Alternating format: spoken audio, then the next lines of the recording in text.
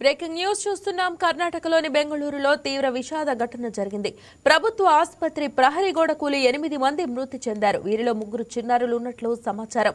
Bowring and lady Curzon ఆసుపత్రి ప్రాంతంలో బలమైన ఎదురుగాలులతో కూడిన భారీ వర్షం కురవడంతో కొందరు గోడ దగ్గర తలదాచుకున్నారు. ఈ క్రమంలో ఒక్కసారిగా ఆసుపత్రి ప్రహరీ గోడ కూలటంతో 8 మంది అక్కడికక్కడే ప్రాణాలు కోల్పోయారు. మృతులు వీధి వ్యాపారులని పోలీసులు వెల్లడించారు. హుటాహుటిన ఘటనా స్థలానికి చేరుకున్న సహాయక బృందాలు స్థానికులతో కలిసి మృతదేహాలను శిథిలాల నుంచి వెలికితీశాయి. ఘటనా స్థలాన్ని సీఎం సిద్దరామయ్య, నగర పోలీస్ కమిషనర్ తదితరులు సందర్శించి పరిస్థితిని సమీక్షించి బాధిత కుటుంబాలను పరామర్శించారు.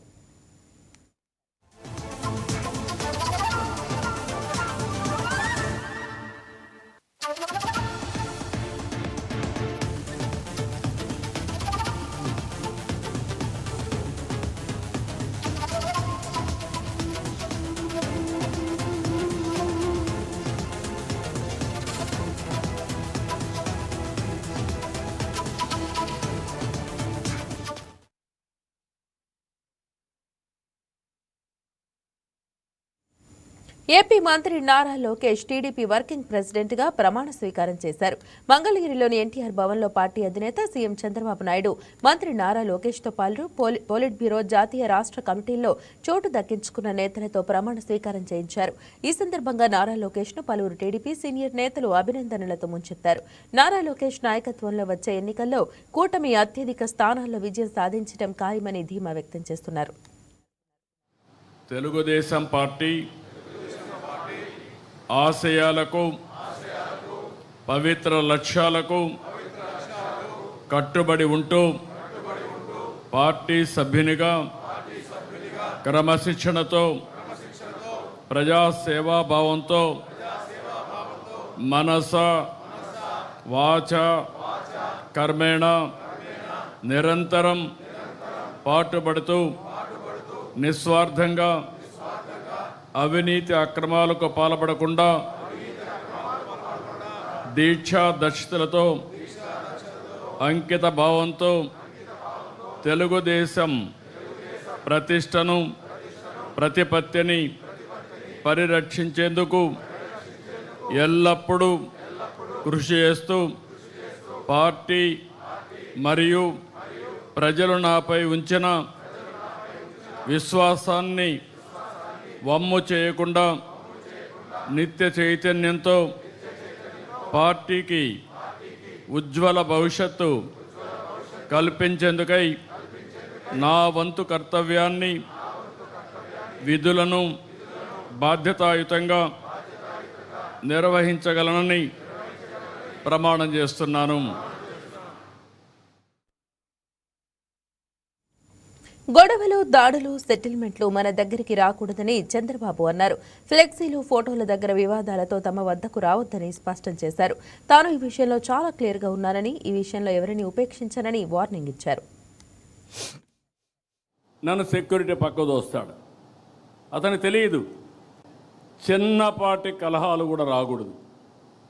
ఫ్లెక్సీల దగ్గర, ఫోటోల దగ్గర, కుర్చీల దగ్గర నేను I'm very clear on that.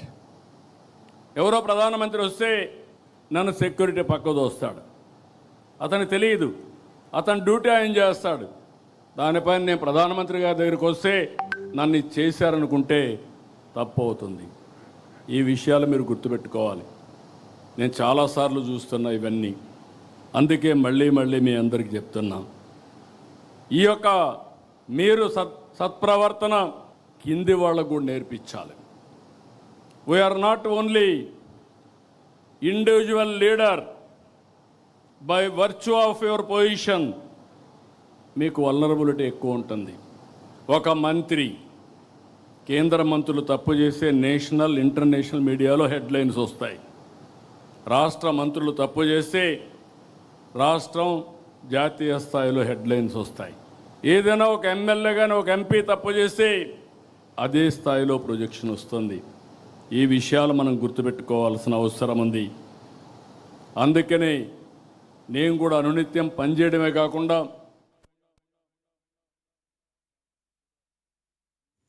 ప్రతిపక్షంపై Chandrababu చేసిన వ్యాఖ్యలు రాజకీయ వర్గాల్లో పెనుదుమారం రేపుతున్నాయి. రాజకీయాల్లో సానుభూతి కోసం వైసీపీ నేతలు ఎంతటి దారుణానికైనా తెగిస్తారని ఆయన విమర్శించారు. వైసీపీ అధినేతకు ఓసీడీ పట్టుకుందని చంద్రబాబు సంచలన వ్యాఖ్యలు చేశారు.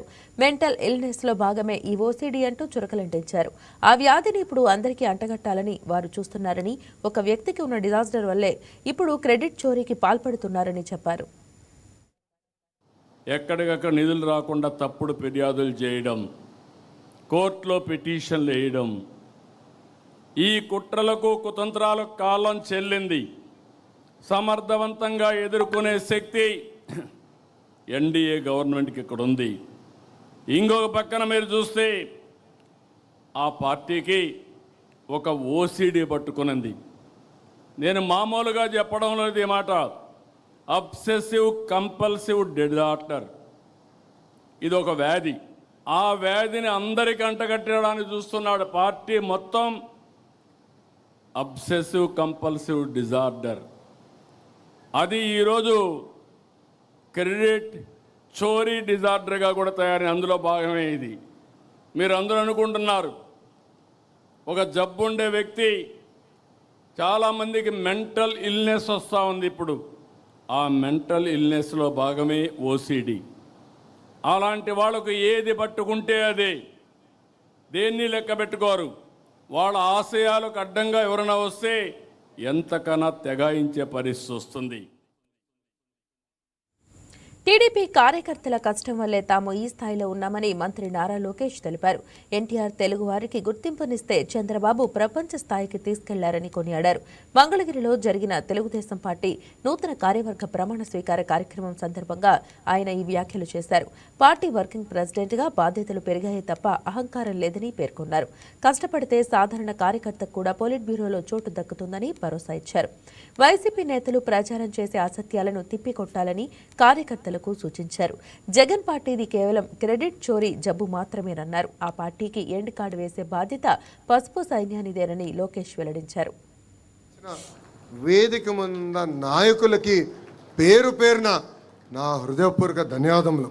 మిమ్మల్ని అందరినీ కలుసుకుంటూ మీ సమస్యలు వింటూ ఇప్పుడు అధికారంలోకి వచ్చిన తర్వాత ఆ సమస్యలు పరిష్కరించే దిశగా నేను పనిచేస్తూ వచ్చా. ఎందుకంటే వేదిక మీద పాలిట్ బ్యూరో సభ్యుల వైపు నేను చూస్తున్నా, వేదిక ముందల నాయకుల వైపు నేను చూస్తున్నా. కలిసికట్టుగా మనం పనిచేయాలి, కలిసికట్టుగా మనం ముందరికి వెళ్ళాలి. అప్పుడే మనం అనుకుంది మనందరం సాధించగలుగుతాం తప్ప ఏదో నేను ఒక్కడనే చేయగలుగుతాను అన్న అహంకారం నాకు లేదు. కానీ లోకేషే అన్నీ చేయగలుగుతారని మీరు అనుకుంటే చాలా పొరపాటు పడుతున్నారు. కలిసికట్టుగా పనిచేద్దాం. ఏ ఆశయాలతో అయితే మన పార్టీని ఆనాడు విశ్వవిఖ్యాత నట సార్వభౌమ స్వర్గీయ నందమూరి తారక రామారావు గారు స్థాపించారో ఆ ఆశయాలతో మనం అందరం కలిసికట్టుగా ముందరికి నడవాలని ఈ సభాముఖం మిమ్మల్ని అందరినీ కోరుతున్నాం. ఇక్కడున్న చాలామంది కార్యకర్తలు మనం ప్రతిపక్షంలో ఉన్నప్పుడు నన్ను తిట్టుకున్నారు. ఓటీపీ వ్యవస్థ ఎందుకు పెట్టాడు, ఇంత సిస్టమ్ ఎందుకు తీసుకొచ్చారంటే ఎవరు పని చేశారు ఎవరు పని చేయలేదని తెలుసుకునేదానికి.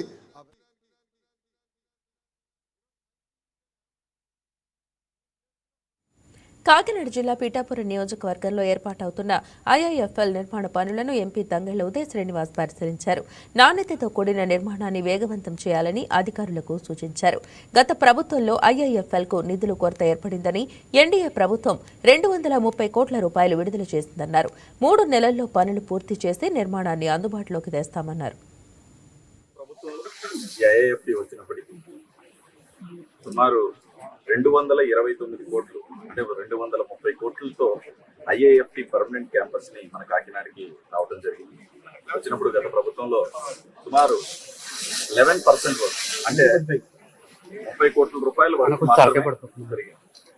దీన్ని మా ఎన్డీఏ ప్రభుత్వం, కూటమి ప్రభుత్వం వచ్చిన తర్వాత నరేంద్ర మోడీ గారు, చంద్రబాబు నాయుడు గారు, అలాగే పవన్ కళ్యాణ్ గారు, ముఖ్యమంత్రి పవన్ కళ్యాణ్ గారు, ప్రత్యేకంగా ఈ నియోజకవర్గ ఎమ్మెల్యే గారు, మేమందరం కూడా కృషి చేసి అండ్ నిర్మలా సీతారామన్ గారి సహకారం కూడా తీసుకుని ఆవిడ కూడా ప్రత్యేక దృష్టి పెట్టి కూటమి ప్రభుత్వం వచ్చిన తర్వాత ఎడ్యుకేషన్ అండ్ స్టూడెంట్స్ కి ఎంత పెద్ద పీఠం వేస్తుందో మీ అందరికీ తెలుసు.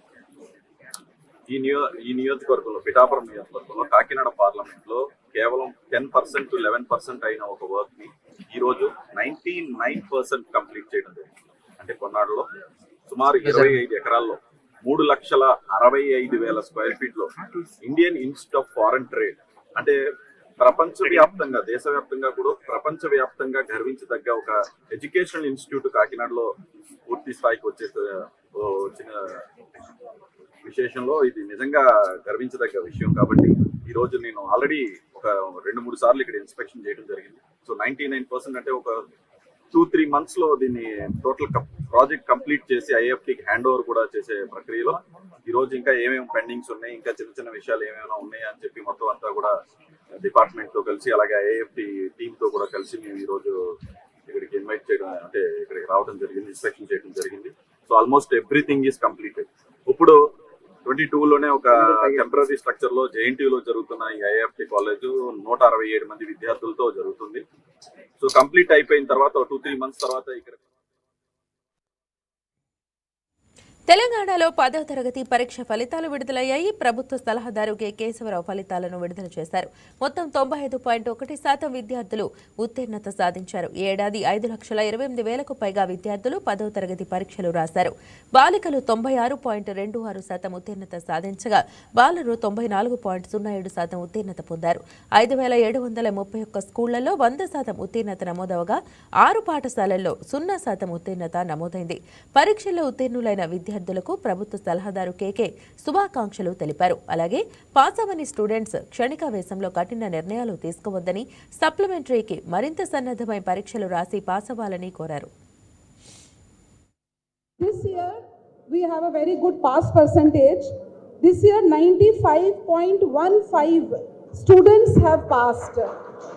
Last year it was 92.78 and this year 95.15 పిల్లలు పాస్ అయ్యారు. టోటల్ పిల్లలు 5,26,166 పిల్లలు అపియర్ అయి 4,97,312 పిల్లలు పాస్ అయ్యారు. పోయిన సంవత్సరం లాగా ఈ సంవత్సరం మళ్ళీ girls are the best. 96.26 pass percentage among girls and 94.07 pass percentage among boys. ఇదే విధంగా there are more than 5,731 schools అక్కడ 100% పిల్లలు పాస్ అయ్యారు. దాంట్లో మాత్రమే ఒక 6 స్కూల్స్ ప్రైవేట్ స్కూల్స్ ఉన్నాయి, అక్కడ ఒక్క పిల్లవాడు కూడా పాస్ కాలేదు.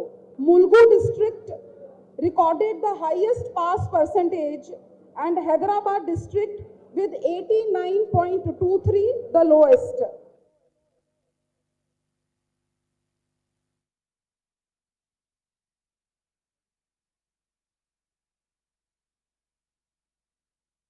ప్రభుత్వ ప్రధాన కార్యదర్శి జి సాయి ప్రసాద్ కుమార్తె నిశ్చితార్థానికి సీఎం చంద్రబాబు హాజరయ్యారు. విజయవాడలో జరిగిన త్రిలోక్య పావని ప్రభాస్ నిశ్చితార్థానికి హాజరైన ముఖ్యమంత్రి నారా చంద్రబాబు నాయుడు వారిని ఆశీర్వదించారు. సీఎస్ కుటుంబానికి శుభాకాంక్షలు తెలియజేశారు. ఈ వేడుకకు పలువురు ఉన్నతాధికారులు, రాజకీయ ప్రముఖులు, కుటుంబ సభ్యులు హాజరయ్యారు.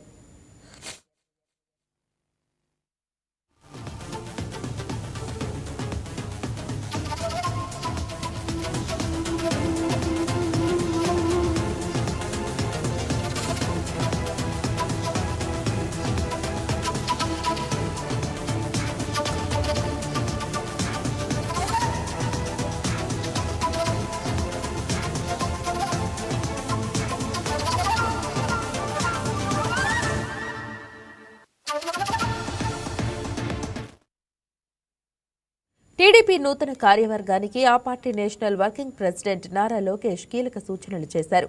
పదవి వచ్చిందనే అహంకారం వద్దన్నారు. అందరినీ కలుపుకొని ముందుకు సాగాలని సూచించారు. ప్రజా సమస్యల పరిష్కారానికి ప్రాధాన్యమిస్తూనే పార్టీ బలోపేతానికి చర్యలు చేపట్టాలన్నారు. నాయకుల పనితీరుపై ప్రతి 3 నెలలకొకసారి సమీక్ష ఉంటుందని స్పష్టం చేశారు. టీడీపీలో నయా జోష్పై మరింత సమాచారం మా కరెస్పాండెంట్ హారిక అందిస్తారు. ఇటీవల కాలంలో టీడీపీ కార్యకర్తలకు కమిటీలు ఏర్పాటు చేయడం జరిగింది. ఈ కమిటీల నిమిత్తం ఈరోజు ఘనంగా ప్రతి ఒక్కరికి ప్రమాణ స్వీకారం అయితే నిర్వహించారు. అయితే ఈరోజు చంద్రబాబు నాయుడు లోకేష్ ఆధ్వర్యంలో ఈ ప్రమాణ స్వీకారం కార్యక్రమం అయితే ఘనంగా జరిగింది. ఎంపీలు, ఎమ్మెల్యేలు, ఎమ్మెల్సీలు, పార్టీలో ప్రతి ఒక్క కార్యకర్త ఈ కార్యక్రమంలో పాల్గొన్నారు. అలాగే సుమారు 252 మందికి కమిటీలు ఏర్పాటు చేసి వాళ్ళకంటే ఒక బాధ్యత ఇవ్వడం జరిగింది. ఈ కార్యవర్గానికి సంబంధించి ప్రతి ఒక్కళ్ళు ఆనందం వ్యక్తం చేస్తున్నారు. ఎందుకంటే మహిళలకు అలాగే యువతకు ఈసారి ఎక్కువ అవకాశం ఇచ్చారు. కమిటీ ప్రతి 2 ఏళ్లకు ఒకసారి నిర్వహించబడుతుందని, అయితే ఈసారి పోయినసారి కన్నా భిన్నంగా ఈసారి యువతకు ఎక్కువ అవకాశం, అలాగే మహిళలకు కూడా ఎక్కువ ప్రాధాన్యత కల్పిస్తూ వాళ్ళకి ఒక బాధ్యతలు అంటే ఇవ్వడం జరిగింది. అలాగే సీఎం చంద్రబాబు నాయుడు మాట్లాడుతూ గతంలో ఎలాంటి అరాచకాలు అయితే ప్రజలు ఎదుర్కొన్నారో ఈసారి అలా ఉండకూడదని వచ్చే ఎన్నికల దృష్ట్యా ఈ కమిటీలు ఏర్పాటు చేశామని, ఈసారి కంటే భవిష్యత్తులో ఎన్నికల్లో ఎక్కువ ఓట్లు అయితే రావాలని దానికి తగ్గ కృషి పార్టీలో ప్రతి ఒక్కరు చేయాలనేది చెప్పారు. తర్వాత ప్రమాణ స్వీకారం అయిన అనంతరం లోకేష్ గారు ప్రతి ఒక్క కార్యకర్తతో క్లాసెస్ నిర్వహించడం జరిగింది. ప్రతి ఒక్కరితో మాట్లాడారు. ప్రతి ఒక్క కార్యకర్త దగ్గరికి వెళ్ళి ఈ బలోపేతం చేసే విధంగా ప్రతి ఒక్క కార్యకర్తకి ఆయన మోటివేషన్ ఇవ్వడం జరిగింది. సో ప్రతి ఒక్క కార్యకర్త ఇప్పుడు చెప్పిన దాని ప్రకారం లోకేష్ గారికి వర్కింగ్ ప్రెసిడెంట్గా బాధ్యత ఇవ్వడం అనేది చాలా ఆనందకరమని, ఎందుకంటే యూత్లో ఆయనకు ఒక మంచి స్థానం లభించింది. యువగల నాయకుడిగా లోకేష్ ఒక్కడే ఉండగలడని, ఆయన ఏ మాట ఇచ్చినా తప్పకుండా నెరవేరుస్తాడు కాబట్టి ఆయనకే ఈ పార్టీ వర్కింగ్ ప్రెసిడెంట్ హోదా ఇచ్చింది కాబట్టి ప్రతి ఒక్క కార్యకర్త ఆనందం వ్యక్తం చేస్తున్నారు. మహిళలకు కూడా పెద్దపీట వేయడం అనేది మహిళలు కూడా చాలా ఆనందం వ్యక్తం చేస్తున్నారు. టీడీపీ పార్టీలో ప్రతి ఒక్కరికి ఒక జోష్ అనేది ఉంటుంది. ఈ జోష్తోనే ప్రతి ఒక్కళ్ళు ముందుకెళ్లేలాగా వీళ్ళ మాటలు కూడా సహకరిస్తున్నాయని చెప్తున్నారు. ఇక్కడ ఎంపీల నుంచి సామాన్య కార్యకర్తల వరకు ప్రతి ఒక్కళ్ళు వాళ్ళకంటే ఒక బాధ్యత ఇవ్వడం జరిగింది. సామాన్య కార్యకర్తలకి ఒక పెద్దపీట వేస్తూ పాలిటీ బ్యూరో మెంబర్షిప్ ఇవ్వడం వెనక వాళ్ళందరూ చాలా ఆనందం వ్యక్తం చేస్తున్నారు. అంటే పార్టీ కార్యకర్తలకి ఎంత ఇంపార్టెన్స్ ఇస్తారో ఇక్కడ పార్టీ సభ్యులతో మాట్లాడితే మనకు అర్థమవుతుంది. సో ఇప్పటికి జరిగిన దాని ప్రకారం ప్రతి ఒక్కళ్ళు అయితే వాళ్ళకి ఇచ్చిన బాధ్యతలు ఖచ్చితంగా నెరవేరుస్తామని, పార్టీని ముందుకు తీసుకెళ్లే ప్రయత్నం ఖచ్చితంగా చేస్తామని అయితే చెప్తున్నారు. వీడియో జర్నలిస్ట్ విశ్వాతో Harika, YK News, Vijayawada. Super 6 హామీలు అమలు చేయకుండా సీఎం చంద్రబాబు మోసం చేస్తున్నారని వైసీపీ నేత భూమన కరుణాకర్ రెడ్డి విమర్శించారు. వైసీపీ నాయకులు సోషల్ మీడియా వారియర్లపై తప్పుడు కేసులు పెడుతున్నారని విమర్శించారు. హంతకుల పార్టీ, గొడ్డలి పార్టీ అంటూ వైసీపీపై విమర్శలు చేయటం తగదన్నారు. ఎన్డీఏ పాలనలో 750 మందికి పైగా హత్యకు గురయ్యారన్నారు. ఇప్పటి వరకు రాజకీయులతోనే రాజకీయం చేశా, హంతకులతో నేను రాజకీయాలు చేయలేదు అని మొదలుపెట్టి మా నాయకుడి మీద, వైఎస్ఆర్ కాంగ్రెస్ పార్టీ మీద ఆయన మాట్లాడిన దుర్భాషలు అన్నీ ఇన్ని కావు. ఓసిడి ఉన్నటువంటి వ్యాధిగ్రస్తులని, సిసిడి వ్యాధిగ్రస్తులని రకరకాలైనటువంటి మాటలు మాట్లాడినారు. చంద్రబాబు గారికి మెగలోమేనియా అనేటువంటి వ్యాధి ఉంది అని చాలా సంవత్సరాలుగా అనేక మంది మానసిక శాస్త్రవేత్తలు మాట్లాడటం జరిగింది. ఉన్నది లేనట్టుగా భ్రమించి తనను తాను చాలా ఉన్నతుడుగా చిత్రీకరించుకొని ఆయన చెప్పేటువంటి శుద్ధులు అన్నీ ఇన్నిగా. పరిణామ సిద్ధాంతాన్ని డార్విన్ కాదు నేనే ఆవిష్కరించినాను అని చెప్పి నమ్మించగలడు చంద్రబాబు నాయుడు గారు. ఆశ్చర్యంగా చంద్రబాబును మోసేటువంటి ఈనాడు, ఆంధ్రజ్యోతి, TV5, మహాన్యూస్ లాంటి ప్రచార మాధ్యమాలు విద్యుత్ ఛార్జీల విషయంలో కూటమి ప్రభుత్వం మాట తప్పిందని సిపిఎం ముఖ్య నేత సిహెచ్ బాబురావు ఆరోపించారు. విద్యుత్ ఛార్జీలు 13 పైసలు తగ్గించామని చంద్రబాబు అబద్దాలు చెబుతున్నారని విమర్శించారు. సర్దుబాటు ఛార్జీల పేరుతో ప్రతి నెల అదనంగా 1,60,00,000 మంది వినియోగదారుల నుండి 2.5 రూపాయలు వసూలు చేస్తున్నారని అన్నారు. 2 సంవత్సరాల పరిపాలనలో 20,000 కోట్ల రూపాయలు అదనపు భారాన్ని కూటమి ప్రభుత్వం ప్రజలపై మోపిందన్నారు. ప్రజాప్రతినిధులు ప్రజలు నిలదీయాలని బాబురావు పిలుపునిచ్చారు. ముఖ్యమంత్రి గారు లాంటి బాధ్యత స్థానాల్లో ఉన్నటువంటి పెద్దలే అబద్ధాలు చెబుతూ ప్రజలని మభ్యపరుస్తూ ఉన్నారు. మేము 13 పైసలు యూనిట్కి కరెంటు ఛార్జీలు తగ్గించామని చెప్తున్నారు. ఇది పచ్చి అబద్ధం. కారణం గత 2 ఏళ్ల కాలంలో సర్దుబాటు ఛార్జీలు అంటే true up fuel power purchasing cost adjustment FPPCA అనే పేరు చెప్పి ఒక్కొక్క యూనిట్కి నెలల వారీగా చూస్తే ₹2.05 నుండి 85 పైసల వరకు ప్రతి నెల అదనంగా రాష్ట్రములో ఉన్నటువంటి దాదాపు 1,60,00,000 మంది వినియోగదారుల దగ్గర నుండి వసూలు చేస్తున్నారు. కరెంట్ అంటే విద్యుత్ రాష్ట్రంలో ఉన్న ప్రతి కుటుంబము విద్యుత్ వినియోగదారులే. 20,000 కోట్ల రూపాయలు విద్యుత్ కరెంటు పేరుతో అదనపు భారం ప్రజల మీద వేశారు. రుజువు చేయటానికి సాక్ష్యాలతో సహా బిల్లులతో సహా మేము రెడీగా ఉన్నాం. విద్యుత్ శాఖ మంత్రి గారు కావచ్చు, తెలుగుదేశం ప్రజాప్రతినిధులు కావచ్చు, చర్చకు సిద్ధం అవుతారా? మేము బహిరంగ చర్చకు సిద్ధం. 2014 నుండి 19 వరకు వినియోగించుకున్న కరెంటు మీద గత ప్రభుత్వ హయాంలోనే కాకుండా ఈ ప్రభుత్వ హయాంలో కూడా దాదాపు సంవత్సరం పాటు ట్రూ అప్ ఛార్జీల పేరుతో 60 పైసలు సగటున యూనిట్కి వసూలు చేశారు. కానీ ఈ గవర్నమెంట్ హయాంలో ఆంధ్రప్రదేశ్లోని పశ్చిమ గోదావరి జిల్లాకు చెందిన చేనేత కార్మికుడు ఆర్ఆర్ సత్యనారాయణ అరుదైన ఘనత సాధించారు. ఒక్క జాయింట్ కూడా లేకుండా మగ్గంతో నేసిన జాతీయ జెండాను రూపొందించారు. అశోక చక్రాన్ని కూడా సాధారణంగా కాకుండా మగ్గం మీదనే రూపొందించడం విశేషం. దాదాపు 4 ఏళ్లు శ్రమించి జెండాను రూపొందించారు. కుటుంబ సభ్యుల సహకారంతో ఈ ఘనత సాధించినట్లు నారాయణ తెలిపారు. దీనిపై మరింత సమాచారం మా స్పెషల్ కరెస్పాండెంట్ మురళి అందిస్తారు. కానీ డొక్కాడిని శ్రమజీవులు, వారి వృత్తి నేత వృత్తిలో ఉంటూ కూడా దేశానిపై ఉన్న అభిమానం, జాతీయ జెండాపై ఉన్న అభిమానంతో అయితే గత 4 సంవత్సరాల పాటు శ్రమించి అతుకులు లేని ఒకే నేతతో జాతీయ జెండాని పశ్చిమ గోదావరి జిల్లా ఆచంట వేమవరంలో నేత కార్మికులు కుటుంబం మొత్తం కూడా 4 సంవత్సరాల పాటు శ్రమించి ఈ జెండాని తయారు చేశారని చెప్పుకోవచ్చు. దీనికి సంబంధించి మనతో మాట్లాడడానికి సత్యనారాయణ గారు ఉన్నారు. చెప్పండి సార్, ఇప్పుడు అరుదైన జాతీయ జెండా తయారు చేశారు అంటే ఎన్ని సంవత్సరాల పాటు ఈ జాతీయ జెండా తయారు చేయడానికి పట్టింది అనుకోవచ్చు? ఈ జాతీయ జెండా తయారు చేయడానికి నాకు మొత్తం 4 సంవత్సరాలు పట్టిందండి. ఎందుకంటే అంటే త్వరగా అయిపోద్దని నేను మొదలుపెట్టిన ఈ జాతీయ జెండా మనకి చక్రం దగ్గరికి వచ్చేటప్పటికి నాకు చాలా ఇబ్బంది అయ్యిందండి. ఎందుకంటే ఒక జాతీయ జెండా తయారు చేస్తే చక్రం గుండ్రంగా రావాలండి. ఆ గుండ్రంగా రాకపోవడంతో నాకు ఇది ప్రయోగానికి ఇంచుమించు 4 సంవత్సరాలు పట్టిందండి. అంటే 3 రంగులతో త్రివర్ణ పతాకంతో పాటు ఈ అశోక చక్రం కూడా మొత్తం కూడా నేతలోనే వచ్చింది. దీనికి స్ఫూర్తి ఏమనుకోవచ్చు? అసలు జెండా తయారు చేయడానికి మీకు స్ఫూర్తి ఏమనుకోవచ్చు? ఈ జెండా తయారు చేయడానికి ముఖ్యంగా నేను లిటిల్ ఇండియన్స్ అనే ఒక షార్ట్ ఫిలిం చూశానండి. ఆ షార్ట్ ఫిలింలో 3 చిన్నపిల్లలు మన జాతీయ జెండా ఎలా ఎగరవేయాలని వాళ్ళు ఆ సన్నివేశాలు ఉంటాయండి.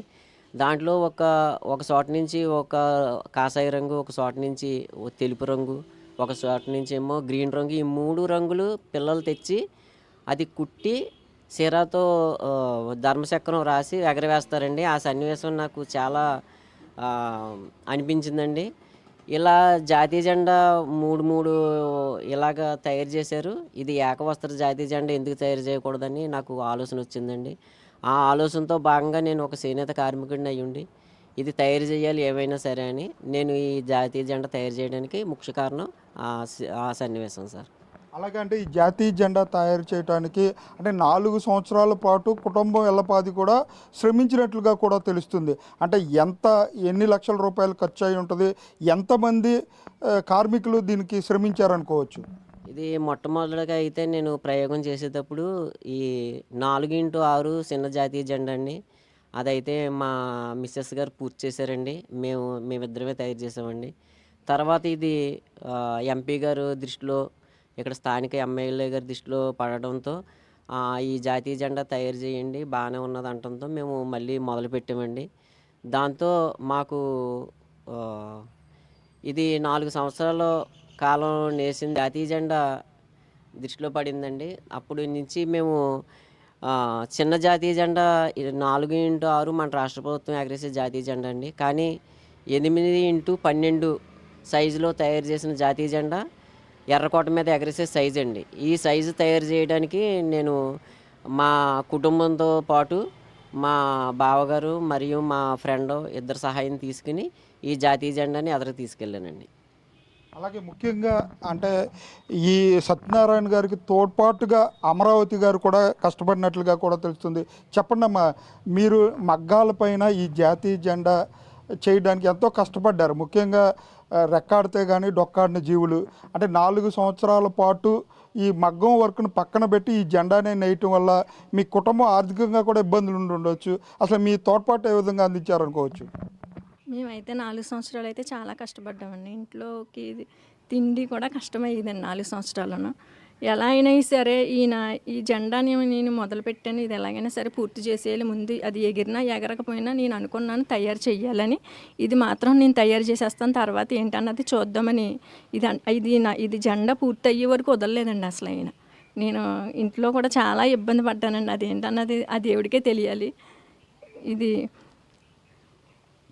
ఈ చిన్న జెండా మాత్రం తయారు చేసేటప్పుడు మాత్రం మేమిద్దరం ఉండి తయారు చేసామండి. తర్వాత ఢిల్లీ వెళ్ళడానికని గంగరాజు గారు కొంత సాయం చేశారండి. అది ఫస్ట్ సరిగ్గా రాలేదు జెండా, మళ్ళీ రెండోది చెయ్యాలి, త్వరగా చేసేయండి అని చెప్పారు. అప్పుడు మేమిద్దరం చేస్తే ఇంకా అవ్వదని మళ్ళీ మనుషులను పెట్టుకునండి బయట ఇంకో 2-3 తీసుకొచ్చి త్వరగా చేయడానికి ప్రయత్నం చేసామండి. అలాగే ఢిల్లీ కూడా తీసుకెళ్ళారండి ఆ రోజు, కానీ ప్రధానమంత్రి గారిని కలవలేదండి. అక్కడ ఉన్న పెద్ద నాయకులను అది కలిసి అన్నీ చూపించారని తెలియపరిచారు. ప్రధానమంత్రి గారు కూడా చెప్పమన్నామని చెప్పామండి. అక్కడ వరకు అలా అయ్యిందండి అది. అలాగే అంటే మన రాష్ట్ర రాజధాని అమరావతి, మీ పేరు కూడా అమరావతి. అంటే చేనేత కార్మికులకు కానివ్వండి, ప్రభుత్వానికి అంటే చేనేత కార్మికుల తరపున ప్రభుత్వానికి ఏం కావాలని కోరుకుంటారు?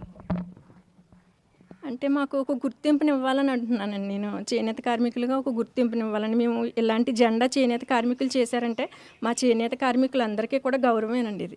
ఇప్పుడు మేము చేసామంటే మాది ఒక్కరిదే కాదండి, మా చేనేత కార్మికులందరికీ కూడా మాకు ఇది వర్తిస్తుందండి ఇది.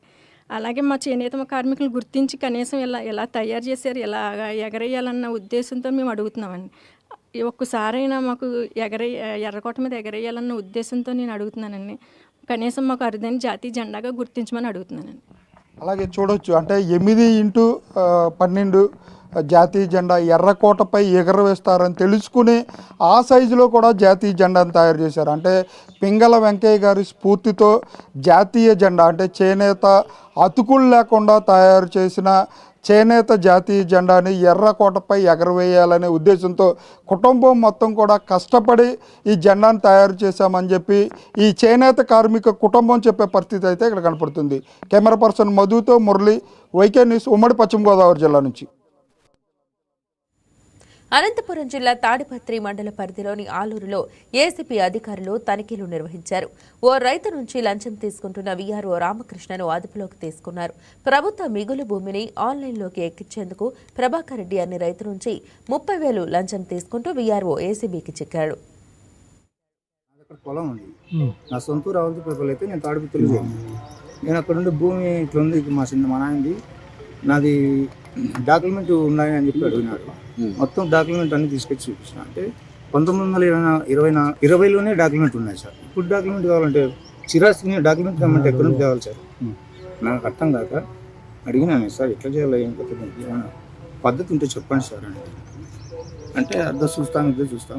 మిగులు భూమి కింద పడింది. మిగులు భూమి కింద పడిన తర్వాత దాన్ని మేమేం చేయలేము, వీళ్ళు సాల్ట్ అందరూ మాకు చెప్పాలా, వాళ్ళు మాకు చెప్పేంత వరకు నేనేం చేయలేను అని చెప్పి వెయ్యను అన్నాడు. సరేమని చెప్పి ఇక్కడ కాకుండా అని చెప్పి నేను ఇక్కడ వీఆర్ఓలు 2-3 వీఆర్ఓలు మారిన ఎవరికి అప్లికేషన్ ఇచ్చినా ఎవరు ఏం పట్టించుకోలేదు. అట్లా వాళ్ళతో వీళ్ళతో సార్లతో కూడా చెప్పినాను. ఇక్కడ అశ్విత్ రెడ్డితో చెప్పినాను, తిరుపారెడ్డితో చెప్పినాను, మా ఊరి పంచాయతీగా ఉండేనా తిరుపారెడ్డి, ఆయన కూడా చెప్పినాను. ఆయన ఆడవేయడానికి చేసి పెట్టినాను. ఆయన ఏమన్నా ₹1,00,000 డబ్బులు, ₹1,00,000 అంటే నేను ₹1,00,000 డబ్బులు ఇవ్వలేదు సార్. నాకు అనంతపురం జిల్లా తాడిపత్రి మండలం ఆవుల తిప్పాయిపల్లి గ్రామానికి చెందినటువంటి రైతు ఎర్రంరెడ్డి ప్రభాకర్ రెడ్డి గారికి ఆవుల తిప్పాయిపల్లి గ్రామంలో సర్వే నంబర్ 3787 సెంట్ల భూమి ఉంది. ఆ భూమి వాళ్ళ పూర్వీకుల ఆస్తి. అది ఆ భూమి వీళ్ళ సర్వేలో మిగులు భూముల లిస్టులో పడిపోయింది. ఆ మిగులు భూముల లిస్టులోంచి తొలగించేదానికి ఆయన వీఆర్ఓ మన తాడిపత్రి తహసీల్దార్ ఆఫీస్ నుంచి పిబ్బర్ నుంచి తిరుగుతూ ఉన్నాడు. ఆ లిస్టులోంచి తొలగించేదానికి ఆ సంబంధిత విఆర్ఓ కె రామకృష్ణ గారు 30,000 డబ్బులు అడిగినారు. అందులో భాగంగా మేము ఈరోజు కేసు రిజిస్టర్ చేశాము. రిజిస్టర్ చేసి తాడిపత్రికి రావడం జరిగింది. తాడిపత్రి తాలూకా పోలీస్ స్టేషన్ దాటిన తర్వాత ఐశ్వర్య విలాస్కి ఎదురుగా ఉన్నటువంటి ఒక డాబాలో ఈరోజు 30,000 డబ్బులు తీసుకుంటూ కంప్లైంట్ దగ్గర నుంచి రెడ్ హ్యాండెడ్గా పట్టుకున్నాడు. ఆయన్ని ఈ కేసులో అదుపులోకి తీసుకొని విచారిస్తున్నాము తహసీల్దార్ ఆఫీస్లో. ఇంకా దానికి సంబంధించినటువంటి ఫైల్స్ అన్నీ మనం స్వాధీనం చేసుకోవాల్సి ఉంది. అపజయం వెనుక విజయం దాగి ఉంటుందని గుంటూరు ఈస్ట్ డీఎస్పీ అజీజ్ అన్నారు. రేపు 10వ తరగతి ఫలితాలు వెల్లడి కానున్న నేపథ్యంలో విద్యార్థులకు డీఎస్పీ అజీజ్ కీలక సూచనలు చేశారు. ఫెయిల్ అయ్యామనో, మార్కులు తక్కువ వచ్చాయనో విద్యార్థులు కుంగిపోవద్దని అన్నారు. తర్వాత తరగతుల్లో పట్టుదలతో చదివి మంచి మార్కులు సాధించాలన్నారు. తల్లిదండ్రులు కూడా పిల్లలను నిందించకుండా జీవితంలో స్థిరపడేలా ప్రోత్సహించాలన్నారు. తాను 10లో ఫెయిల్ అయినప్పటికీ ఆ తర్వాత కష్టపడి చదివి ఉత్తీర్ణత సాధించినట్లు వివరించారు. ఆ తర్వాత ఇంటర్, డిగ్రీలో మంచి మార్కులు సాధించడంతో పాటు ఎస్ఐ ఉద్యోగం సాధించినట్లు తెలిపారు. అమూల్యమైన జీవితాన్ని తప్పుడు నిర్ణయాలతో పాడు చేసుకోవద్దని హితవు పలికారు. రాష్ట్ర వ్యాప్తంగా విడుదల చేస్తున్నారు. గుంటూరు నగరంలో ఉండే 10వ తరగతి పరీక్షలు రాసిన విద్యార్థులకు, వారి తల్లిదండ్రులకు గుంటూరు ఈస్ట్ డీఎస్పీ గారిని చెప్తుంది ఏంటంటే, పరీక్ష ఫలితాలు వచ్చినప్పుడు కొంతమంది పాస్ అవుతారు, కొంతమంది ఫెయిల్ అవ్వడానికి అవకాశం ఉంటుంది. అయితే ఫెయిల్ అయిన విద్యార్థులు కానీ వాళ్ళ తల్లిదండ్రులు కానీ వాళ్ళని ప్రైవేట్ పెట్టడం వల్ల వాళ్ళు సడన్గా ఆత్మహత్య చేసుకోవడం కొన్ని చోట్ల మనం చూస్తూ ఉన్నాం. దీని గురించి నేను మీకు చెప్పేది ఏంటంటే, తల్లిదండ్రులకు ముఖ్యంగా చెప్పేది ఏంటంటే, పిల్లల్ని అబ్జర్వ్ చేయండి, ఫెయిల్ అయిన పిల్లల్ని దగ్గర తీసుకోండి, వాళ్ళని సమాధానం చేయండి, వాళ్ళకి ఎట్లా నచ్చ చెప్పండి, ఇట్లా కాదు బాబు నెక్స్ట్ టైం మనం రాయొచ్చు అని చూసుకోండి. అట్లా విద్యార్థులు కూడా చెప్పేదంటే, అందరూ పరీక్ష పాస్ కాదు, ఎప్పుడైనా ఏ సంవత్సరం అయినా కొంతమంది ఫెయిల్ అవుతారు. ఇంకొకటి, కొంతమంది బాగా రాసి కూడా ఫెయిల్ అయినట్టు చూపిస్తారు. మళ్ళీ పరీక్ష పేపర్ని మనం దిద్దించుకుంటే దాంట్లో కొంతమంది పాస్ అయ్యేదానికి అవకాశం ఉంది. కాబట్టి మేము బాగా రాసాము, మీరు ఫెయిల్ అయిన నిరాశ చెంది ఆత్మహత్యలకు లేదా ఇంట్లోంచి వెళ్ళిపోవడాలు అట్లా చేయకూడదని చెప్తున్నాము. కాబట్టి మీకు పోలీస్ సహాయం కావాలన్నా కానీ మేము చూస్తాము. మీరు ఆధారపడవద్దు. నేను కూడా 10th క్లాసు ఫెయిల్ అయ్యి తర్వాత మళ్ళీ రాసుకొని ఇంటర్మీడియట్, డిగ్రీ కంప్లీట్ చేసి 91 ఎస్ఐకి సెలెక్ట్ అయ్యి ఇప్పుడు ఈరోజు డిఎస్పీ ఉన్నాను. కాబట్టి మీరు కూడా అర్థం చేసుకొని ఆలోచించి అనవసరంగా ఆత్మహత్యలు కానీ ఈళ్ళలో వెళ్ళిపోవడం కానీ చేయొద్దు. మీ తల్లిదండ్రులు మీకు ఇబ్బంది పెడితే నేను మీకు సపోర్ట్ చేస్తాను. కూటమి ప్రభుత్వం రైతులను మోసం చేస్తుందని సిపిఎం రాష్ట్ర కార్యదర్శి శ్రీనివాసరావు అన్నారు. ప్రకాశం జిల్లా టంగుటూరులో పర్యటించిన శ్రీనివాసరావు పొగాకు రైతుల పరిస్థితిపై ఆందోళన వ్యక్తం చేశారు. అబద్ధపు ప్రచారాలతో రైతులకు రాష్ట్ర ప్రభుత్వం అన్యాయం చేస్తుందన్నారు. గత ఏడాదితో పోలిస్తే ఈ ఏడాది పొగాకు దిగుబడి తక్కువగా వచ్చినప్పటికీ ఇతర రాష్ట్రాల్లో ఎక్కువ దిగుబడి వచ్చిందని తప్పుడు ప్రచారం చేస్తూ రైతులకు నష్టం చేస్తున్నారని ఆగ్రహం వ్యక్తం చేశారు. రైతులకు మద్దతు ధర దక్కకుండా వ్యాపారులు అడ్డుకుంటున్నారని ఆరోపించారు.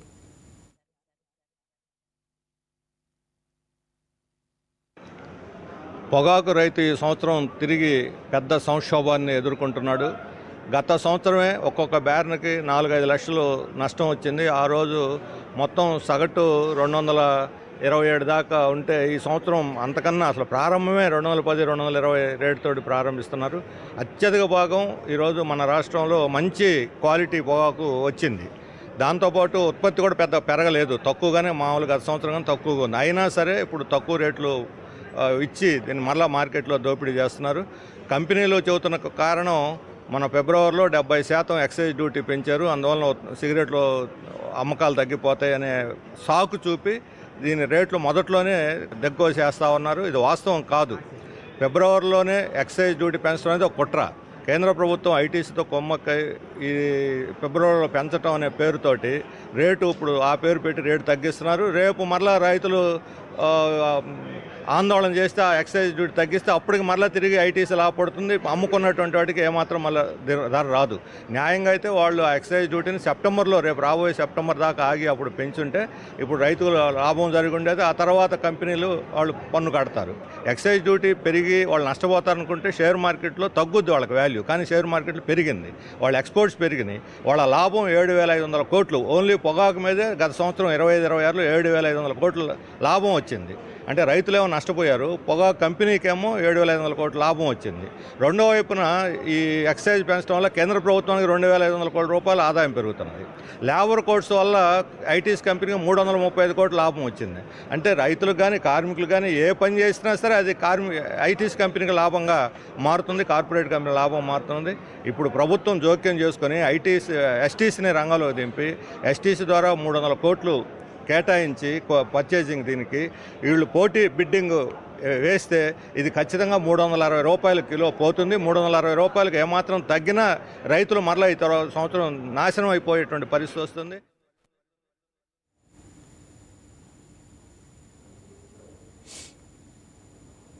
పెంచలకోన క్షేత్రంలో ఆధ్యాత్మిక శోభ ఉట్టిపడుతుంది. శ్రీ లక్ష్మీ నరసింహ స్వామివారి వార్షిక బ్రహ్మోత్సవాలు అత్యంత వైభవంగా 3వ రోజుకు చేరుకున్నాయి. ఇవాళ హంసవాహనంపై స్వామివారు భక్తులకు అభయ ప్రదానం చేశారు. పెంచలకోన గిరులు గోవింద నామస్మరణతో మార్మోగుతున్నాయి. స్వామివారి వాహన సేవ ఆలయ మాడవీధుల్లో అత్యంత కోలాహలంగా సాగింది. మాడవీధుల్లో స్వామివారు ముందు చెక్క భజనలు, కోలాటాలు మరియు వాయిద్యాల సందడి నడుమ ఊరేగింపు సాగింది.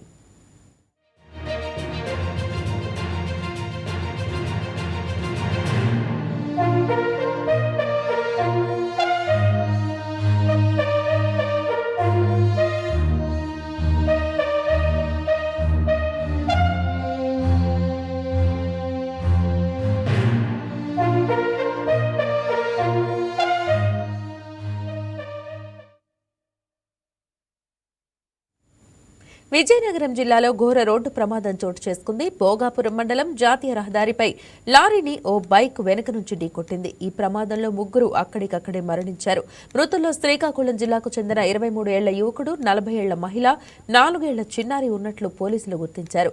తీర్థయాత్ర ముగించుకొని విశాఖపట్నం నుంచి శ్రీకాకుళం వైపు తిరిగి వస్తుండగా ఈ విషాద ఘటన జరిగినట్లు స్థానికులు చెబుతున్నారు. సమాచారం అందుకున్న పోలీసులు సంఘటనా స్థలానికి చేరుకుని మృతదేహాలను పోస్టుమార్టం నిమిత్తం ఆసుపత్రికి తరలించారు. కేసు నమోదు చేసి దర్యాప్తు చేపట్టారు.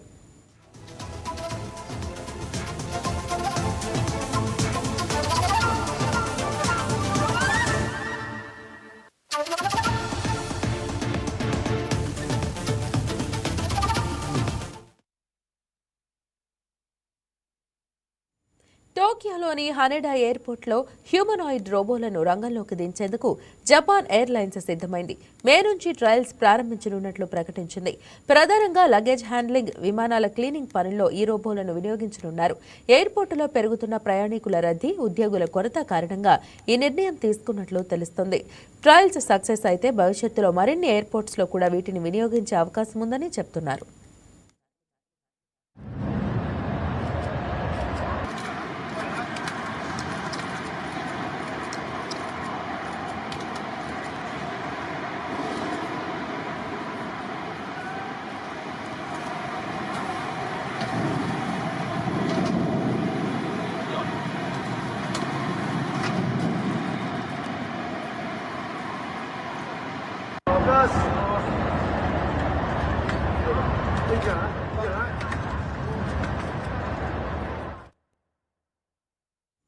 ఇవి bulletin details. For further updates keep watching YK news. ఇది తెలుగు వారి గుండె చప్పుడు.